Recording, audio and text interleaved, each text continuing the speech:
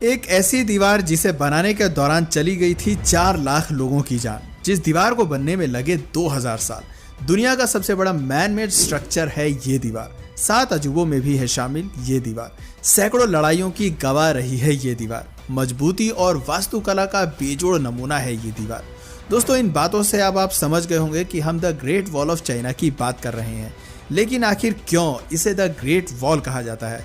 इसे चीन ने कब और क्यों बनाया? क्यों इस दीवार को बनाने की जरूरत महसूस हुई? इतने सालों की मेहनत के बावजूद ये दीवार क्यों एक फेल प्रोजेक्ट मानी जाती है? और क्या वाकई में ये दीवार स्पेस से देखी जा सकती है? चीन की दीवार से जुड़े ढेर सारे रहस्यों से आज हम पर्दा उठाने वाले हैं। दोस्तों, the great wall of China world की सबसे लंबी दीवार है। इसकी टोटल लेंथ 21,196 किलोमीटर है।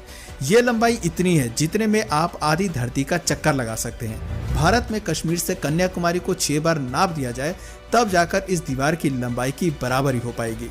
इससे आपको आइडिया लग गया होगा कि ये दीवार कितनी लंबी है। यदि कोई शख्स रोजाना 40 किलोमीटर पैदल चलकर इस दीवार के एक छोर से दूसरे छोर तक जाना चाहे तो उसे 18 महीनों का समय लग जाएगा। यही कारण है कि आज तक सिर्फ 3 लोग ही इस पूरी दीवार का भ्रमण कर पाए हैं। यह दीवार कोई सीधी दीवार नहीं है और ना ही एक बार में ये पूरी दीवार बनाई गई थी, बल्कि ये तो कई टुकड़ों में मिलकर बनी है। आज भी इस दीवार के कई हिस्से तो एक दूसरे से पैरेलल हैं। कई जगह से ये दीवार ईंटों से बनी है तो कुछ जगहों से ग्रेनाइट और अन्य पत्थरों से।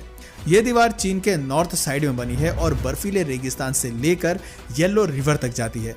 इस दीवार को चीन के लोग स्टोन ड्रैगन कहते हैं, यानी पत्थर का एक ड्रैगन जो विदेशी आक्रमणकारियों से उनकी मदद करता है। बात चाहे वास्तुकला की हो या आर्किटेक्चर की, ये दीवार एक शानदार मास्टरपीस है। हर साल 1 करोड़ से अधिक टूरिस्ट चीन की दीवार का दीदार करने के लिए यहाँ पर आते हैं। ये वर्ल्ड के मोस्ट पॉपुलर टूरिस्ट अट्रैक्शंस में से एक है।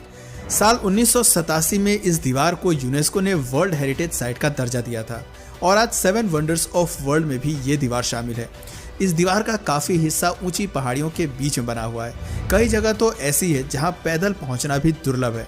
ऐसे में एक सवाल आता है कि सैकड़ों हजारों साल पहले इस दीवार को किस तरह बनाया गया होगा, और उससे भी बड़ा सवाल ये है कि इन दीवारों को बनाने की जरूरत ही क्यों पड़ी। इसके लिए हमें इतिहास के पन्ने पलटने होंगे। चीन में प्राकृतिक तौर पर काफी डाइवर्सिटी देखने को मिलती है। इसके एक हिस्से में कई नदियां, झीलें और उपजाऊ जमीन है, तो दूसरे हिस्से में सूखा रेगिस्तान और बंजर जमीन। सबसे पहले चीन के शंजाई प्रांत में रहने वाले लोगों ने खेती बाड़ी करनी शुरू की थी। वो येलो रिवर के पानी से सिंचाई किया करते थे।